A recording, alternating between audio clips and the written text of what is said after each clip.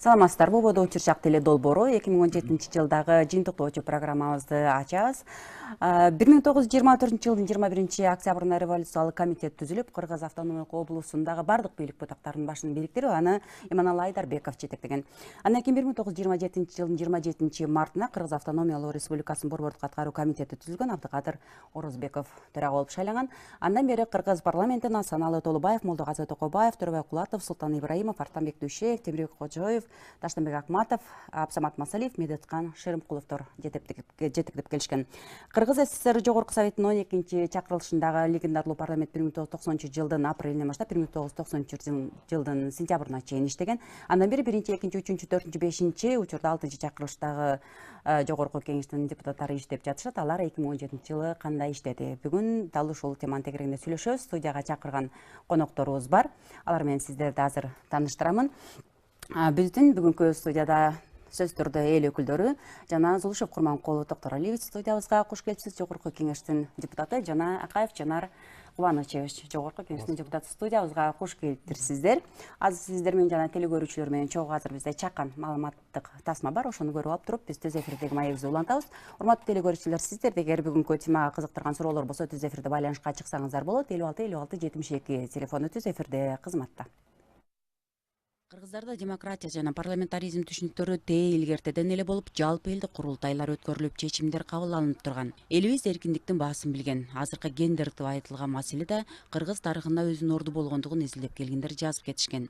Бүгүнкү кыргыз парламенти ишеничтерди актай албай жаткандыгын жалпы коомчулукта байма-бай айтылып келет. Андай болсо, ишеничти актай турган парламент качан келиши мүмкүн? Же саясий институттардын бири болгон парламенттин табияты тааныштык жана капчыктуулар үчүнбү? Эл үчүн, жер үчүн чын жүрөгүнөн кызмат кыла турган инсандар келеби? Келсе алардын максаттары ишке ашабы? Бул талаштуу суроолор ар дайым эл аралап жүрөт, айтылып жатат. Жакшы жыйынтыктын качан чыгаары бир Кудайга маалым. Жогорку кеңештин депутаттарын ооз ачпай отура бергендер, кнопка баскычтар, бизнесмендер, активисттер жана башка топторго бөлүп аталыштарды ыйгарып, айтып жазып жүрүшөт. Депутаттардын арасында оюн ачык билдирип, элдик депутат катары өзүн көрсөтө алгандар саналуу гана болду. Коомчулуктун пикиринде алар Каныбек Иманалиев, Курманкул Зулушев, Жанар Акаев, Рыскелди Момбеков жана башкалар. Бүгүнкү жасалып жаткан иштерге тарых өз баасын берет. Бирок тарых баа бергенче эмне болсоң ошо бол дегенге дагы болбойт. Депутат болобу, дыйкан болобу, ким болсок дагы бизден кийинки муунга жакшы өрнөк калтырсак экен.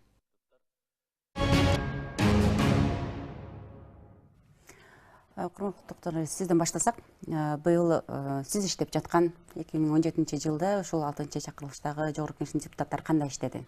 Ушул жылы өтүп бараткан жылда. Мен өзүмдүн көз карашымда быйыл биздин парламент 2017 жылга алгылыктуу эле иштеди десек болот. Анткени депутаттын эң биринчи милдети бул мыйзамдарды кабыл алуу, андан кийин мыйзам демилгелөө. Ушул эки тараптан тең депутаттар колунан келген аракетин кылды. Мурунку созуктарга салыштырмалуу жаман эмес десем болот. Рахмат.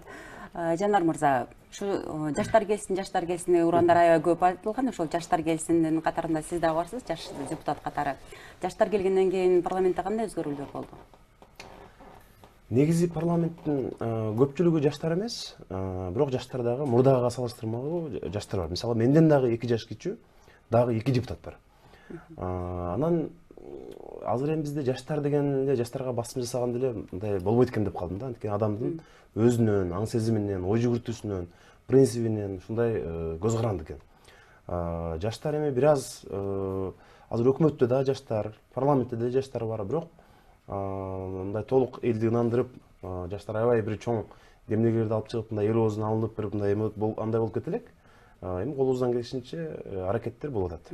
Сиз ушу парламентке келердин алдында мындай максаттарды койгонсуз да алдыңызга. Ошол максаттардын канчасын аткара алдыңыз? Теги аткаруу мүмкүн бекен? Биз бир канча, мен эми ошол азыр күн сайын эле ошол мурдагы убадалардын үстүнөн иштөөнүн аракеттерин көрөбүз. Бирок менин эң негизги элге убадам мына мурдагы шайлоо алдындагы видеоролигим дагы менин өзүмдүн телефонумда сакталуу. Мен элге айтканым ушул, мен чындыкта болом, дайыма элдин айтканын айтып турам дегем. Мен убадама туруп келатам. Кандай гана кыйын кырдаал болбосун, же болбосо өкмөт жанагы айрым элге каршы демилгелерди алып чыга болобу, качан болбосун мен мындай ошол элдин таамын талашып келатам деп ойлойм. Мен убадама туруп эле келатам. Ал эми жанагындай социалдык маселелер боюнча аларды дагы ушу чечүүнүн үстүндө көп эле аракет кылып атабыз. Эми бирок бул дагы жетишсиз, эми көбүрөөк иштеш керек дагы. Курманкул мырза, эми ушул жаштардан кийинки эле маселе ушул жогорку кеңеште айымдар келсин, гендерлик маселе каралсын деген да көп маселелер айтылган. Анын негизинде келип бүгүнкү күндө иштеп атышат. Ошол айымдар бүгүнкү күндө 30% толуктоо үчүн эле иштеп атышабы же чындыгында айымдар өзүнүн ордун көрсөтө алдыбы жогорку кеңеште? Эми өзүңүз азыр баса белгилегендей мына Жанар мырза да айтып кетти. Кеп гендерлик саясатта же жаштарда эмес, кеп тажрыйбада ошол депутаттын өзүнүн билим деңгээли иш тажрыйбасында экен да. Депутаттык кызмат эмес, саясий аткаруу бийлигинде деле ошол экен. Азыр өкмөттү мисал алсак болот. Мисалы үчүн жаш келип ишти алдыга жылдырыш кыйын, тажрыйба керек экен. Биз гендер деп туруп ошол квота сакталсын деп туруп жалаң аял кишилерди алып келип койгондо ал жерден жумуш өзгөрбөйт. Бул эми эл аралык талап, ошонун негизинде гендер деп киргизгенбиз. Менимче бүгүнкү парламентте аялдар деле өз жумушун жакшы аткарып атат. Арасында өтө активдүүлөр бар, билесиздер. Депутат катары эми 5 кол тең эмес, бирок жакшы иштеп атышат. Жаштарды бийликке алып келип, тажрыйбалууларды кеңешчи катары иштетсе дагы бир жылыш болобу, болбойбу? Албетте болот. Эгер жаш бийликке келип, жаш кадр, аны кеңешсе иш тажрыйбалуу болсо болот. Бирок жаш келип өзү, аны кеңешсе кече эле окууну бүткөн, чет мамлекеттен бүтүп келген болсо, бул кандай жыйынтык берерин убакыт көрсөтөт булар. Эми жардамчыларга келсек да, мисалы депутаттардын жардамчылары көп сөздөшөлөр жазып берет. Жардамчылар жазып берген сөздөрдү да жакшылап окуй албайт деген да көп сындар айтылып жүрөтчү. Эми сиз айткандай эл таразада, эми ошондой сезилиши да мүмкүн. Бирок менимче жардамчы жазып берип, депутат анын баарын окуп отурбайт, өзүнүн ишмердигин кылып атат, көрүп атасыздар. Бир гана жери бул жерде биз жанагындай популисттик, кандайдыр бир жакшы ойдо калам деген кадамдарды кылбашыбыз керек экен да. Депутатка бүгүнкү күндө бир жардамчы, бир консультант жетишпейт экен. Эгер иштейм деген депутатка 3 консультант, экономист, юрист, айыл чарбасын билген жашы бир 50дөн өткөн кеңешчилер болсо, консультанттар болсо, биздин кабыл алган мыйзамдардын сапаты жогору болот экен. А мыйзамдарды биз сапаттуу мыйзамга кабылдасак, эртең иш жүзүндө иштейт ал. Аткаруу бийлиги аткарат. Бул мамлекет үчүн пайда да. Биз ушул кадамга барышыбыз керек экен. Мен муну азыр мына 2,5 жыл иштедик, түшүндүм. Мен эмес, биздин коллегалар деле ушундай ойдо, кесиптештер дагы. Бизге керек экен кеңешчилер. Себеби бардыгы юрист эмес, бардыгы экономист эмес. Андай болсо, келе жаткан жаңы жылда ушул маселени талкуулай турган болуп атасыздарбы? Эми келечек көрсөтөт, муну ойлору бар. Жанар мырза, сиз ушул президенттикке ат салышкандардын, ошолордун катарындагы мыктыларды же болбосо өзүн көрсөтө алгандарды кызматка чакыруу боюнча өзүңүздүн оюңузду билдирдиңиз. Эми бул сиздин пикириңиз колдоо табарына ишенип айттыңызбы же өзүңүздүн сунушуңуз катары гана айттыңызбы? Рахмат, мен кичине кеңири токтолуп өтсөм, бизде мисалы мурда 2 бийлик кетти, премьерлер улам алмашты, анан элибизде көпчүлүктө үмүт мындай да, көчөдө да сүйлөшсөңүз же кайсы жерде болбосун, ушул жаштар келип өлкөнү оңдойт окшойт. Ушу жаштарга ишенишибиз керек. Жаштар келбесе булар болбой калды деген бир элде мындай түшүнүк, ушундай бир тилек бар эле. Өзгөчө чет өлкөдөн, Оксфордтон, Кембриджден бүтүп келсе, ошолор оңдойт деп. Мына ушу четте билим алган, прогрессивдүү ушундай жаштар деп. Бирок биз азыр көрүп атабыз, өкмөттүн курамы жаштар. Өздөрү парламентке келгенде биз жаштарбыз, технократтарбыз, реформаторлорбуз деп атаган өздөрүн. Мына келбей жатып эметишкен. Мындай аябай бир катуу дем менен келишкен. Парламентте биз колчап барбыз. Мен колдогон эмесмин, бирок көпчүлүк колдоп берген. Мына ушул жаш өкмөттүн курамын карасаңыз, ошол жердеги реформа жасайбыз деген команда азыр калбады. Премьер-министр өзү калды, калганын ай сайын кызматка которуп атып, мына өткөндө Курманкул мырза дагы абдан жакшы айтып өттү. Буларга эми мамлекеттин мындай кадр саясатты, өкмөттө туруп ай сайын мына Абдыгуловду бир ай мурун вице кылып, жөнөкөй вице кылдык, анан кайра ал жакка кетирдик. Буларда мындай жоопкерчилик парламент колдоп берген сайын булар өздөрүн аябай жоопкерчиликсиз сезип калышты. Булар азыр өкмөт, мисалы, ошол эле премьер-министр айткан. Биз коопсуз шаар боюнча көп маселелер козголгондо Бишкек менен Ош толук видео көзөмөл орнотулат деген жол кырсыктарын сүйлөп атат. Жаңы жылга чейин, жылдын аягына чейин деп мына премьер-министр Сапар Исаков ошентип айткан. Ал болгон жок. Булар көп нерсе булардын колунан келбейт экен. Бул көрдүк. Ал эми келип айтып атпайбы, мен 100 күн дейт өкмөттүн иши менен таанышууга кетти дейт. эмне элибиз булар өкмөттүн иши менен таанышып алсын деп күтүп отурабы? Булар таанышмак турсун, даяр болуп келиш керек. Эгер даяр болбосо, мына президенттик шайлоого катышып, анча мынча добуш алган, 10 миң деген, 20 миң деген добуш алган адамдар бар. Кызматка коюуда азыр булар өздөрүнүн адамдары, командасы жарабай калды. Булар реформа кылганга, бир өзгөртүүлөр жасаганга жөндөмсүз экен. Аны көрсөттүк. Келип келбей атып, андай Шылуун Лигла сыяктуу компаниялар менен келишимдер түзүштү, уят болушту. Нормалдуу өлкөдө, саясий маданият калыптанган өлкөдө ошондой шылуундар менен келишим түзүп, улуттук стратегиялык байлыкты карматкан премьер-министрлер бир да күн турбайт. Өзү элинен кечирим сурап, мен тажрыйба жетишпейт экен, мен кетем деп кетип калат. Булар андай кылбайт. Биз андай үмүтүбүз дагы жок. Бирок мисалы ошол эле Улукбек Кочкоров. Мына чек ара маселесин такай көтөрүп жүргөн. Өзү ошол Баткен жактан болот, баарын түшүнөт. Мындай жатканда күч органдарында иштеген, ошол сыяктуу балдарды алып келип, эми ал сөзсүз эле шайлоодо же бир партияга иштегенде эмес, эл үчүн иштеп бер деп пайдалансаңар жакшы болмок. Аны элибиз дагы аябай мындай ынанып калмак. Булар деген сырттагы балдарды алып келип атышат. Ал ким болбосун, мисалы тартып келип иштетсе, жакшы болмок. Анан бир гана критерий менен карабаш керек. Бул шайлоодо бизге иштеп берди, баланча райондон баланча миң добуш алып берди, эми муну кызматка коюшубуз керек деген. Ушундай түшүнүк менен жашап атып, аягы келип, мына ушундай кадрдык кризиске келип такалдык. Мына бюджетти караңыз азыр. Пособия элдин баары күтүп аткан, депутаттар аткан, биринчи январдан алабыз, өкмөттө акча жок, мына ал дагы болгон жок. Ошол сыяктуу нерселерди эгерде өкмөт жакшы иштеп, кадрдык саясат мыкты болуп, өзгөрүүлөр болуп атса, биз Курманкул Мырзакөзүв кайсы бетибиз менен өкмөттү сындап чыгабыз? Биз колдойбуз да. Азамат, урматтуу элибиз, мына караңыздар, булар жакшы иштеп атат, биз буларды колдоп беришибиз керек деп айтабыз да. Ошол жагынан алганда, мындай азыркы өкмөт бир аз кыйналып калды. Экинчиден, жаштар боюнча дагы сиз айтып өттүңүз. Мен эми жаштарды албетте мен колдойм. Бирок жаштардын арасында дагы ошол эле 60ка чыккан бир тажрыйбалуу адис жаңыча ой жүгүртүшү мүмкүн. 25 жаштагы жаш ошол 70 жаштагы кишидей ой жүгүртүшү мүмкүн. Андай дагы маселе бар. Анан азыр улуу муунга караганда жаштардын алкымы чоңураак. Мисалы, мурдагы эски чиновниктин портретин алалы. Бир жакшы особняк үйү болсо, бир капкара жип минсе, анан барган жерде кичине кудасы өкүп барганда төрдө отурса, бир аз курсакты салса, мына ошол ага жетишет. Кызматынан дагы баары таап ошол жетишет. Азыркы жаштардын алкымы кандай? Биздикилер, азыркы жаштар, мен дейт, Лондондо футболдук бир менин клубум болуш керек дейт. Дубайда виллам болуш керек дейт. Анча-мынча нерсеге жаштар азыр мындай канааттанбайт. Швейцарияга барып лыжа тээп келсем дейт. Алкымы чоң. Моундай чоң компанияларда бир үлүшүм болсо дейт. Биз көрбөдүкпү? Ошол эле мисалы Максим Бакиев жаш эмеспи? Ал дагы жапжаш жигит. Айдар Акаев деле жаш эмеспи мисалы? Ал дагы жапжаш жигит. Мындай адамдын мындай өзүнөн болот экен да.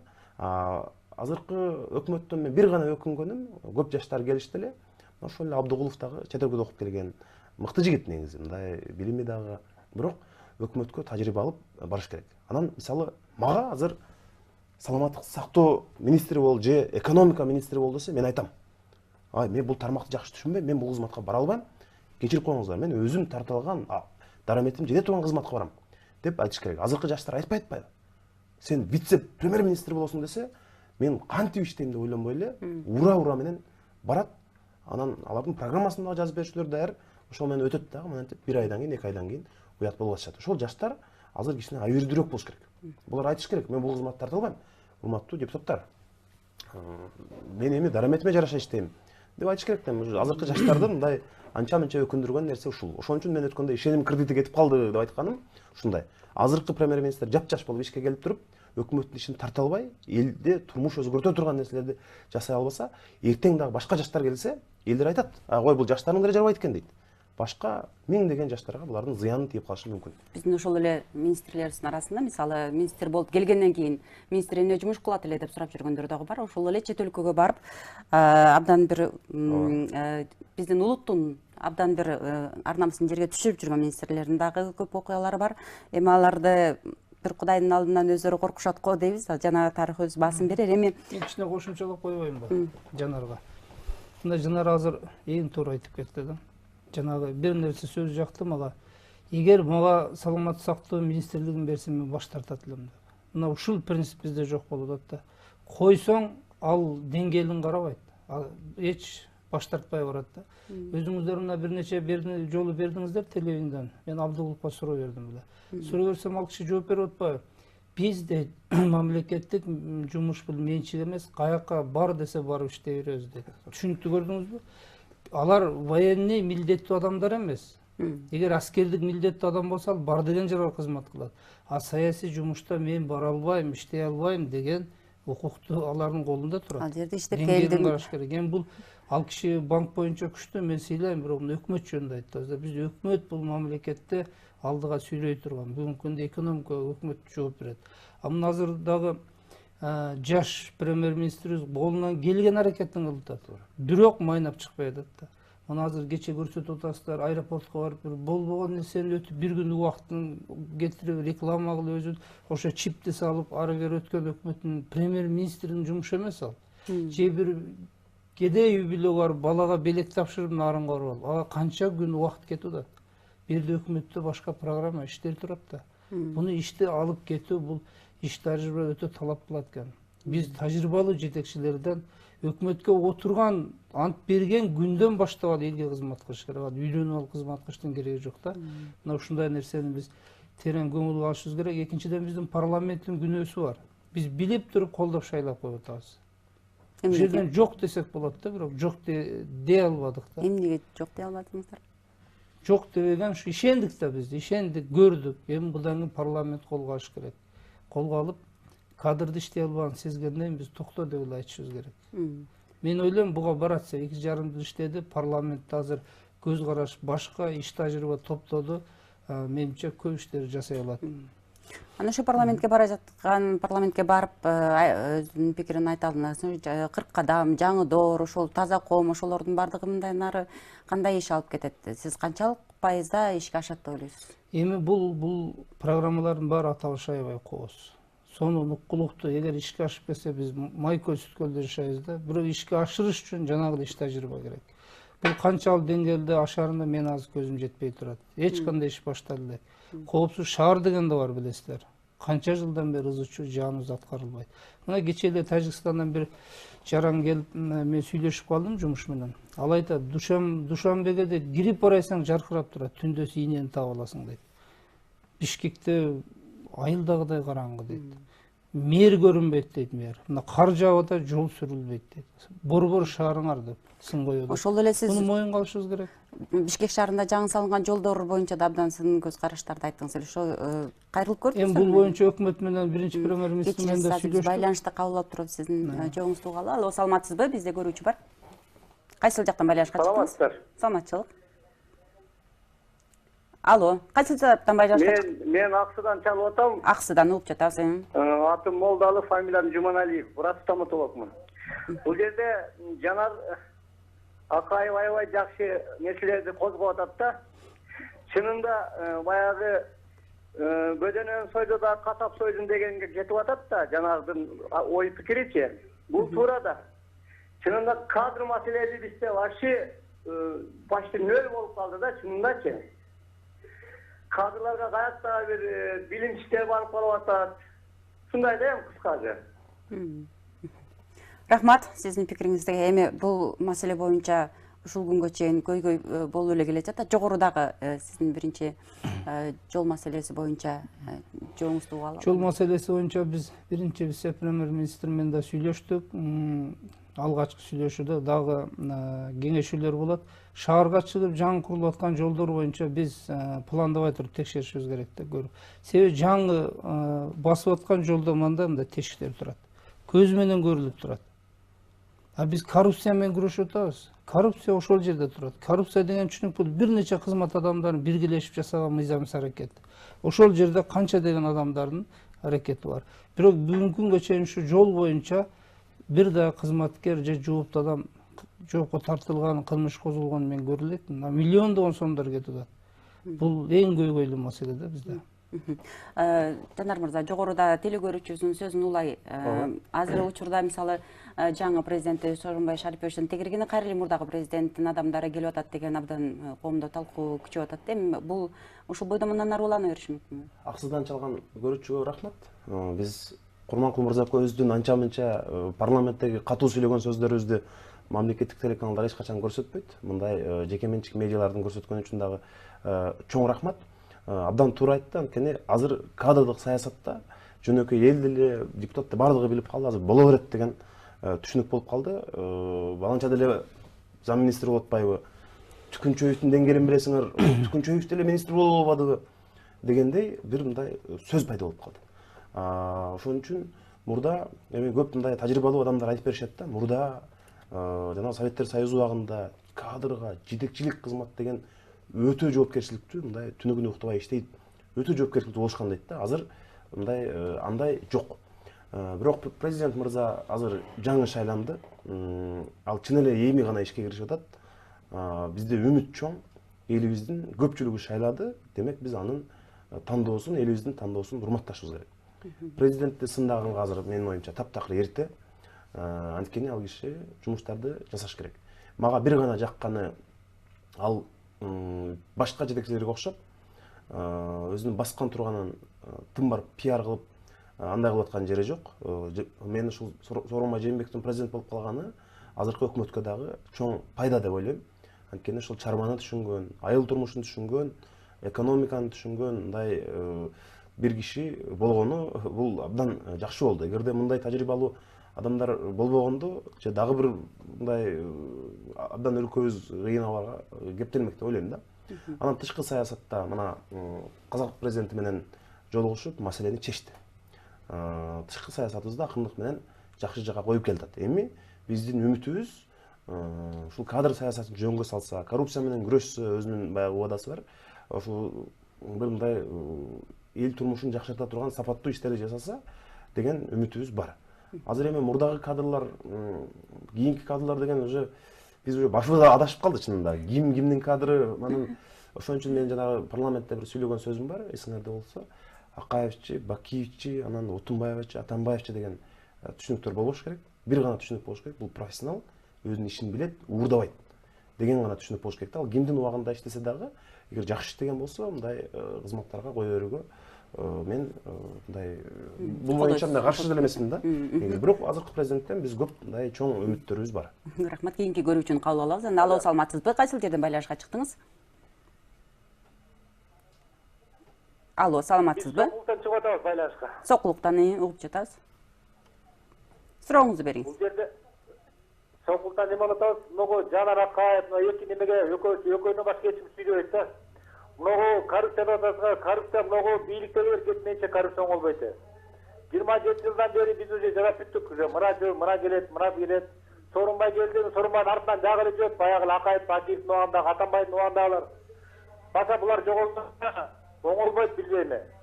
Жанар Акаев эле багыш ыйлаган ушул жигит болду. Бөлөк эч ким иштеген жок деп атабыз. Аракет кылгыла бийликтин түп тамыры менен жок кылганга болду. Анан оңолот Кыргызстан. Рахмат. Мен албетте азыр идеалдуу эмесмин. Биз жашпыз, көп депутаттар иштеп атат. Болгону биз жанагы парламенттин көп маселелерди көтөрүп чыгып атабыз. Мисалы ошол эле Курманкул мырза, башка депутаттар. Чынын айтканда, такыр анча эл көзүнө көрүнүп, теледен, радиодон сүйлөбөгөн бир депутатты карасаңыз деле, кабинетинде адамдарды кабыл алып, колунан келишинче жардам берип, бир жаңы демилгелерди көтөрүп аткан болот. Парламентке сын көз караштын бардыгын бул өкмөт жана мурдагы президенттин аппараты жасаган. Элди эмне жашоо болбосун парламентке шылтап, мына ушу депутаттар күнөө дейт. Эгерде айлык кечиксе дагы, балким шаарда пробка болсо дагы, мына ушу депутаттар иштебейт дегенге мындай маалыматтык жактан ушундай бир түшүнүктү камсыздап парламент бир аз алсызыраак болуп калды. Парламентте курч пикирлериңизди айтып, өзүңүз акыркы учурларда көп эле сын пикирлерди айттыңыз. Ошол мисалы журналисттик кесипте иштеген тажрыйбаңыз сизде ошондой мындай күч берип жатабы? Андай деле эмес. Мына мисалы Курманкул мырза сот тармагында иштеген, мыйзамдардын жанагы ар бир пунктуна чейин жакшы билет, майын чыгарат. Мен өзүмө парламентте эл өкүлчүлүк милдетти көбүрөөк аткарсам деген оюм бар. Курманкул мырза айтып өттү, парламент мыйзам чыгарат, мыйзамды контролдойт, анан эл өкүлчүлүк 3 функциясы бар.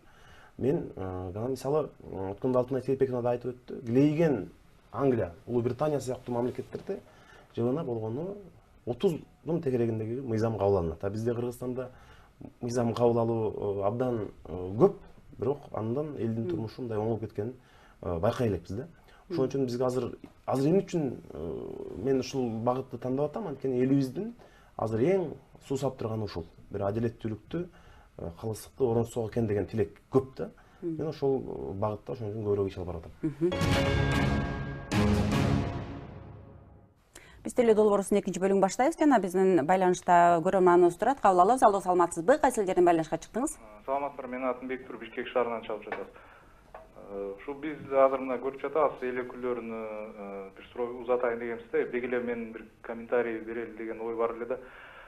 Көп учурда эле ушу депутаттар эми бир эле партияга тиешелүү эмес, ошол бийликте мындай иштеп аткандарды кичине сындап койсо эле ал депутатты мындай өзүнчө бир эмеге алышат экен да. Эми бул сын пикир деген дайыма болуш керек да. Менин оюмча ушу бийлик мындай туура мамиле жасашса да эл өкүлдөрүнө болсо, ал себеби бул мамлекеттин өнүгүшүнө жасалып аткан да. Анан Курманкул ага мен Жанар мырзаны жакшыдан билебиз. Эми менин оюмча мындай депутаттар көбүрөөк болуш керек да. Көбүрөөк ар кандай ойлор, сын пикирлер айтылыш керек. Ушундай ойду гана айтмакчыбыз да. Рахмат. Азыр эми биз маселени сизден баштасак да, быйылкы жылы өтө көп маселеде коомдогу көйгөй болгон. Бул биздин абдан бир өкүнүчтүү жагдайлардын бири бул жол кырсыктары болду да. Бардык жерде республика боюнча, бардык аймактарда жаш балдар өтө көп адамдардын өмүрүн алып кетти. Бул боюнча бир канча чаралар деле көрүнүп атты, бирок жыйынтык болбогондой. Жогорку кеңеш бул жерде жардам бере алабы? Кийинки 2018 жылга кандай иш чаралар менен бул нерсени азайтса болот? Кандай иш чара колдонсо болот? Быйылкы жылдын эң бир өкүнүчтүү окуялардын бири сиз айткандай жол кырсыктары аябай көп болду. Негедир? Бул эми көп себептери бар да. Биринчи жолдун сапаты, экинчиден айдоочулардын деңгээли, андан кийин ушу биздин автоинспекторлордун ошо жолдун, мисалы үчүн Ош-Бишкек трассаларында жанагындай знактардын коюлбагандыгы себеп болду. Эми ушундай көп да себептер, аны бир жактуу кылып бир күнөөлөш кыйын. Мыйзам жагынан эгер өкмөт сунуштап биз ушундай мыйзам алып келдик, административный кодекске же болбосо жанагы машиналардын техникалык безопасность боюнча байланыштуу алып келип өзгөрткүлө, ушуну өзгөртүп берсеңиздер, азаят ушул окуялар дегендей сунуш болсо биз сөзсүз колдойбуз. Себеби буга чейин да кандай маселе болбосун биз өкмөттү колдоп гана келе жатабыз. Себеби иши жылсын, элге жакшы болсун деп. Менин өзүмдүн көз карашымда албетте биз жолдорду катуу курулушун көзөмөл кылышыбыз керек. Жолдордун сапаты өтө чоң таасир этип атат. Андан кийин мындай популисттик программалар, жанагыла кайтып кетейин, коопсуз шаар деп жана камералар орнотулуш керек, кылмыштын алдын алыш керек, анан машиналардын эрежелерин бузганды штраф менен бюджет толтурабыз деп атат. Туура. Бирок ушундай маселелерди биз комплекстүү алып барышыбыз керек да. Комплекстүү. Мисалы үчүн азыр караңыз, эгер машина жол эрежесин бузса Бишкектен, ал Баткенде жүрөт. Анын кожоюну Нарында жашайт. Кантип берде коопсуз шаар программасы ишке ашат. Биз комплекстүү алып кетишибиз керек. Биринчи ал ойлонушубуз керек чараларды. Ишеним кат 600 сомдон 1200 сомго чейин экен. Андан көрө биз ошол машинаны өзүнө каттатып ал дейли. Сатып алып келишим жүргөндө ал өзүнө каттап алсын. 2000 сом тегеретесинде кылалы. Биринчиден бюджетке акча түшөт. Экинчиден жанагы коопсуз шаар программаны аткарууга жеңил. Эгер ДТПлар болсо, сот процесстериндеги жана тараптардын ортосунда чечилүү маселелери жеңилдейт. Биз ушундай максатта чогуу алып келсе, жакшы ишке ашат эле деп ойлойм да. Эми бул жол кырсыгы көйгөйлүү маселе, жанагындай айдоочу куәлигин берүүдө да ойлонушубуз керек. Мына караңыз, айдоочу куәлигин ДАСАФ окутат, азыр жеке окуу жайлар бар окутат, андан кийин жана биздин каттоо алар куәлигин берет. Акча берип эле берип коет. Окуткан окуу жай өзү бербей, башкарган берет. Бул да чоң маселе да. Ушул жерде мүчөчүлүктөр бар. Биз жана ушул карап отуруп, негизги паспорт ушундай айдоочу куәлигин бергендерди милицияга кайтарып берсе туура болчудай деген ойлор келип атат. Ушул боюнча 18-жылы Кудай буйруса биз өз салымыбызды уже аракеттенебиз. Негизи биз бул чараны жоюшубуз керек. Чоң көйгөй болду да бизде. кошумча алып койсом болобу ушуга? Тиги таза коом деп атпайбы? Таза коом деп мисалы аэропорттон келатсаң дагы баннерлер илинип турат, автобустарга таза коом деп мындай жазып коет. Ал бул таза коом эмне? Рекламабы бул же рекламалык кампаниябы же бул жумушпу? Ошону биз дагы эле түшүнө элекпиз да. Бардык жерде ручкаларды чыгарып атышат, таза коом деп. Бул мындай пиар кампаниябы же бул конкреттүү реалдуу жумушпу? Ошону такташыбыз керек. Мисалы кошуна Казакстан менен Тажикстан бул маселени чечкен. Курманкул мырза айткандай, аларда конкреттүү база бар, автоунаалардын, алардын ээсинин эреже буздуңбу үйүңө штраф барат. Бизде ушул жагын жөнгө салгандан кийин булар бириктүү база түзүп. Ошол эле Тажикстанда коопсуз шаарды 6 айда ишке ашырган Кытай компаниясы. А бизге келгенде улам жанагы коррупциялашып отуруп, ал жок. Анан эң кызыгы коопсуз шаарды эмне үчүн ишке ашырбай атасыңар деп сурасаңыз азыр сотто иши бүтпөй атат дейт. Сотто эгерде Текебаевди соттош керек болсо, Келдибековду соттош керек болсо, дагы бирөөнү соттош керек болсо, 2 күндө чечип коет атпайбы? Эмне коопсуз шаарга келгенде ушул сот өтө принципиалдуу болуп, анан башка ишке келгенде болуп калабы? Мындай бир мамлекеттик бийликтин эрки жок да. Эрк болсо, коопсуз шаар ишке ашканда жанагы камералар орнотулгандан кийин жол кырсыгы ошол Тажикстанда 50%га азайыптыр. Бирок түшкөн штрафтардын саны бюджетке 50%га көбөйүптүр. Бул жакшы да, мисалычы. Дагы көрүүчү турат, азыр кабыл алып көрөлү. Алло, саламатсызбы? Кайсыл тараптан байланышка чыктыңыз? Алло. Алло. Саламатсызбы? Саламатчылык. Келаткан жаңы жылыңыздар менен. Рахмат. Жанагы мен бирөө сунушумду, бирөө оюмду суроо деле болбойт го.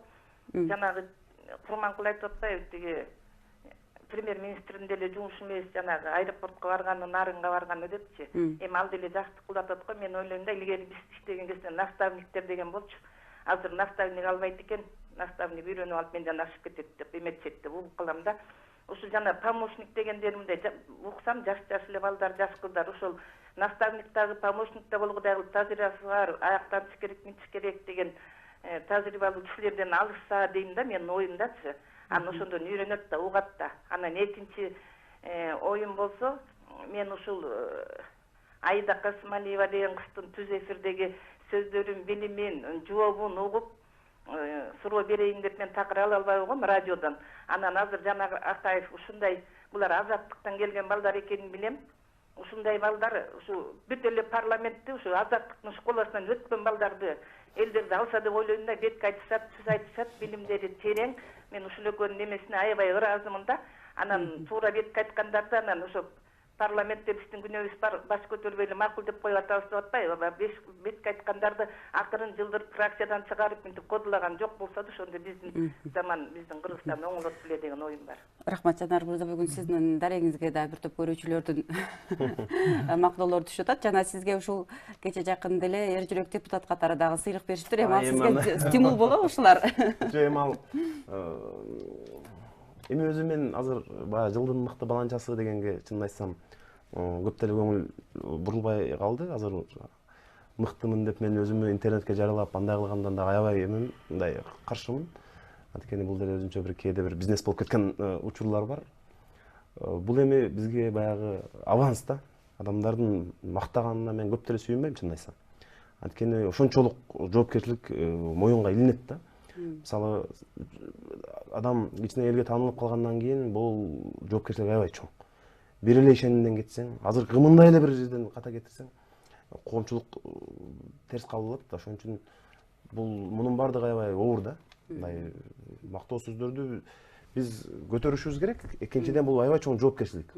Элдин баары мактап атсаң бир күн туура эмес иш жасап койсоң, бул элдер кайра экинчи кечирбейт да. Кече жакын эле жогорку кеңеште сиз ушул пенсия пособиялар боюнча маселени айтып, жана ушул бардыгы эми депутаттарга жаман сөздөрдү эттеп, анан өкмөт башчыны ушу элге чыгып кечирим сурасын деген талапты койдуңар да. Жана парламенттен биз жалдырадык деп туруп айтыш керек деген сөздөрдү айттыңар. Бул сөздөрдү айтууда мисалы артында бир аз коркунучтар болобу же темирди ысыгына басыш керек деген ыкма менен эле айтасыңар? Жөлөк, мисалы депутаттарды элдин баары жакшы көрбөйт азыр, чындап. Парламентке болгон сын көп. Ага депутаттардын өзүбүздүн дагы көп күнөөлөрүбүз бар. Бирок жөлөк боюнча көп депутаттар суроо беришкен. Акча таба аласыңарбы деп. Бирок алар бюджетте акча бар дешкен да. Азыр анан коррупциялык мыйзам болуп калыптыр, чийки деп атат. Эми ал макул, бирок өкмөттө чынына келгенде акча таба алган жок. булар бюджетте мындай жетиштүү каражаттарды чогулта алышкан жок да. Ошон үчүн депутаттар эмне кабыл алып берди, жакшы мыйзам деп элге чыгышты. Анан айылдарды кыдырганда баарыбыз айттык да, мына 1-январдан баштап Кудай буйруса жөлөк пул болот десек, аялдар кол чабып атты, рахмат силерге деп туруп. Анан эми эртең элге чыкканда кайра кантип айтабыз? Анан ошентип парламент мындай калпычы болот да. Бул жерде элибиз өкмөттү урушпайт да. Элге чыгып айтканда ошону актанып алайын деп дагы бир тарабынан. Ошо да, элге чыкканда эми өкмөттү сокпойт, мындай сокпойт. Депутаттар дейт, силер айткандан кийин биз силерге ишенсек, мына дейт, ушинтип парламентке болгон, депутаттарга болгон элдин ишеними кете берет. Анын астында чынында күнөө өкмөттүкү бул жерде.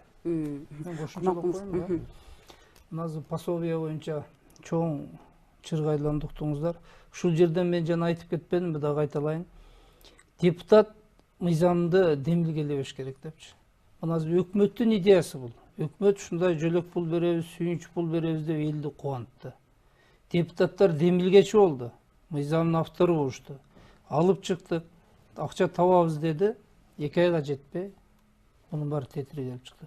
Ошон үчүн өкмөт өзү сунушташ керек мыйзамды. Туура. Өзү келсе, биз талкуулап, колуңан келе кабыл алып берели. Жанагындай маселе чыкканда биз айтабыз, кече силер асманда бир жерде келбедиңиздер убада берип. Бүгүн эмне болду? Сураганга жакшы да. А бүгүн биз жөн эле жана талайкүл эжекебизде соспомош биз кыйнап атабыз, күнөөлүүсүбүз, акча жок деп. Чындыгында анын күнөөсү бар, ал айта албайт. Депутаттар силер сунуштадыңар мыйзамды. Өкмөт силер убада бердиңер, акча табабыз. Мен эмне күнөөм деп айта албайт да кысылып. Ошону ачык айтыш керек. Анан негизинен ушу айрыкча экономикага байланышкан мыйзамдарды өкмөт алып бериш керек да. Өздөрү милдеткер, жоопкер болуп. Ошондо жанагындай чыгылар чыкпайт. Кандай пиар болду бул? Эми азыр элге чыкканда элге кантип жооп беришет? Учурдагы дагы бир маселелердин бири бул мисалы баардыгыбызды жашообузду алга жылдырып аткан электр энергиясы. Акыркы күндөрү баардык республика боюнча бул көйгөй маселени айтып атышат. Жарыктар өчүрүлүп атат, абдан оор кырдаалдар болуп атат деп. Бул жерде да Энерго холдингдун башына жаш адистин келгендиги ушул нерсеге таасир бериши мүмкүнбү же башка дагы факторлор бар? Эми сөзсүз да бул бизде Энерго холдинг түзүлгөн компания түзүлгөндө да биз көптөгөн өзүбүздүн ойлорду айтканбыз. Бул туура эмес, министрлик болсун деп. Экинчиден жетекчиси да жаш кадр. Жаш болгон мен көп жылдан бери иштеп келатат. Мына Жанар мырза айтып кетти. Мен кошулам да, азыркы жаш кадрлардын бардыгы баягы эртең эле миллионер болуп алгысы келет да. Болуп да алышкан. Биз ушу энерго потенциалыбызды 16-18 гана пайызын колдонот экенбиз. Норвегия окшогон өлкөлөр 96% колдонот экен. Мына биз ушу суу Кудай берген эң байлыгы суу ресурсу туруп, азыр көчөгө чыгыңыз капкара жолдун баары. Эч кандай энергетика тармагы жок турган мына Сауд Арабия өлкөлөрүгө барсаң, түнү күндүзгүдөй жүрөсүң. Бул биз үчүн уят негизи маселе. Мына Лигласта айтып кетти. Комитеттен протоколуну тапшырма бердирип, 2 комитеттен каралып, Зилалиевди өткөрбөңүз. Жана чака кичи ГЭСтер боюнча тендер жарыялабаңыз, туура эмес. Жогорку нарын каскаты боюнча Лигласка бергениңиз туура эмес деп 90 депутат кол койсо болбойт, тендер өткөрүш жыйынтыгы эмне болду? Мына бүгүн бир дагы адам жоопко тартылган жок, тиешелүү адамдар чоң кызматтарда отурат. Биз энергетикага өтө көңүл бурушубуз керек. Биз жанагы кичи ГЭСтерди курам дегенге шарт түзүп беришибиз керек өзүдүн бизнесмендерге. Бизде суу байлыгыбыз көп. Аны башканын колуна кетирбешибиз керек да. Мына кече кар жаады. Борборубузда да свет жок, айткандай жердин баарында свет жок. Эл кыйналууда. Энерго холдинг бүгүн өзүнүн ишин аткарбады десек болот. Бул маселе боюнча биз карайбыз дагы.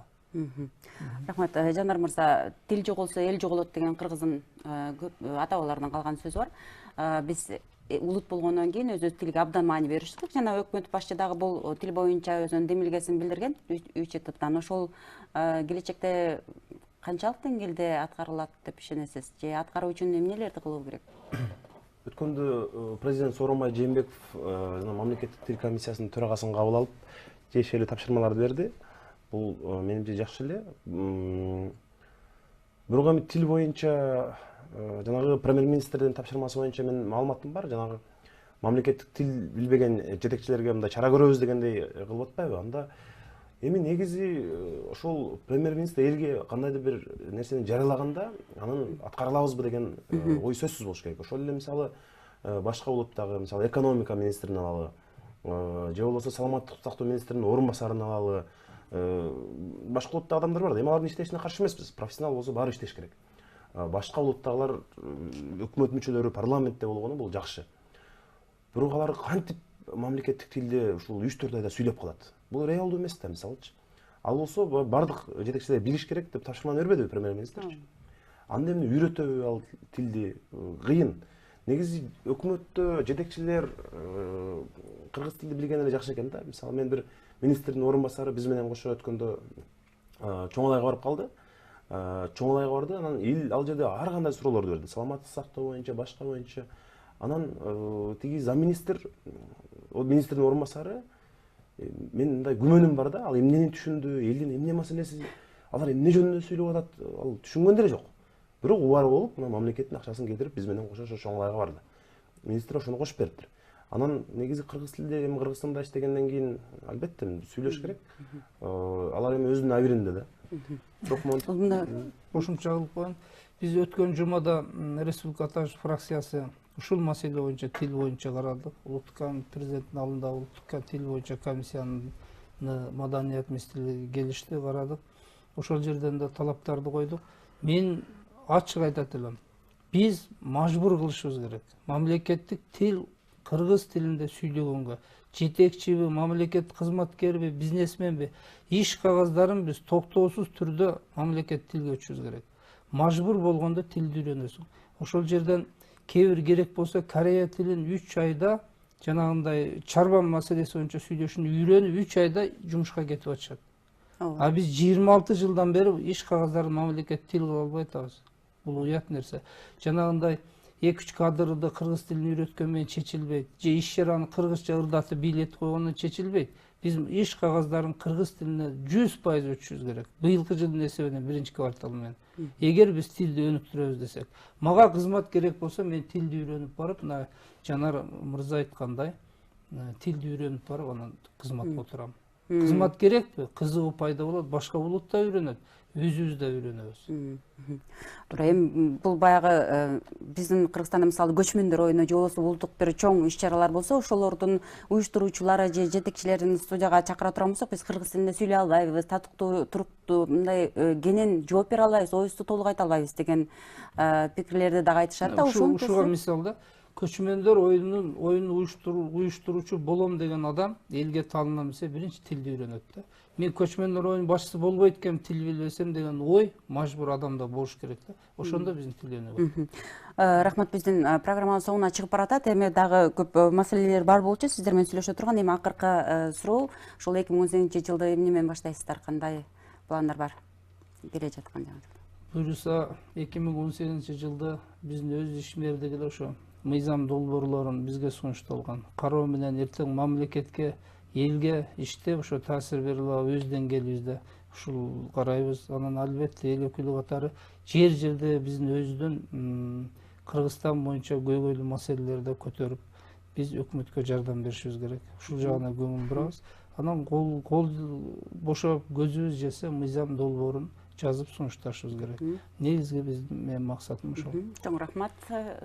Мактымызда Жанар мырза, сиздин жемтип. Биз деле ушул депутаттык ишмердибизди элибиз айткан нерсенин бардыгын ушул парламентте көтөрүп, өзүбүздүн азыркы ишмердигибизди уланта беребиз. Эми биз 2018 оны жасап чыгабыз десек азыр болбой калат, анткени бизде колубузда мүмкүнчүлүк жок. Биз айткан жакшы идеяларды керек болсо так эле ушул Жанар айткан үчүн деп деле колдобой койгон учурлар бар. Студенттердин стипендиясын көтөрөбүз деп мен шайлоодо убада бергем. Ал баарынан өтүп, премьер-министр макул болгондон кийин мен фракциядан чыгарып бийликти бирге жолсун деп койсом, ал ошол демилгени кайра артка кайтарып коюшуптур. Ал стипендия мага эмес, студенттерге десем, бирок ал демилге кабыл алынса, жанагы мунун иши болуп калат деп болбой калды да, мындай элге десең деле. Эми тынччылык болсун, эми баарыбыз ушул колубуздан келишинче ушул убадалардын үстүнөн иштегенге, элибиздин бир азыраак болсо дагы колубуздан келишинче жардамыбыз тийип турса деген эле тилек. Чоң рахмат. Жаңы жылга кабыл айтабызбы? Айтыңыз. Ошо мен сиздин каалоо тилек менен жыйынтыктайлы. Урматтуу кыргызстандыктар, кыргыз эли, келе жаткан жаңы жыл кут болсун. Ушул жылда ар бир үй бүлө ниет тилек кылып атат, жакшы жашоого, заманыбыз тынч болушуна. мына жаңы президенттик шайланышты көптөгөн үмүт бар. Биз жакшы жакка өзгөрөбүз, мамлекетибизде экономика көтөрүлөт деген. Ушул тилектер ишке ашсын. Баарыңыздардын үй бүлөңүзгө аманчылык, ден соолук каалайм. Чоң рахмат, жакшы каалоо тилек айттыңыз. Ушуну менен биз бүгүнкү программабызды жыйынтыктайбыз жана экөөңүздөргө тең убакыт бөлүп келип катышып бергениңиздер үчүн ыраазычылык билдиребиз. Урматтуу теле көрүүчүлөр, ушуну менен Учурчак теле долбоорунун быйылкы чыгарылышы жыйынтыкталат жана 2018-жылда New TV телеканалы менен бирге болуңуздар. Биздин бардык программаларды YouTube каналындагы New TV KG дареги аркылуу көрүп бөлүшүңүздөр, биз менен бирге болуңуздар. Жакшылыктарды көрүшөлү.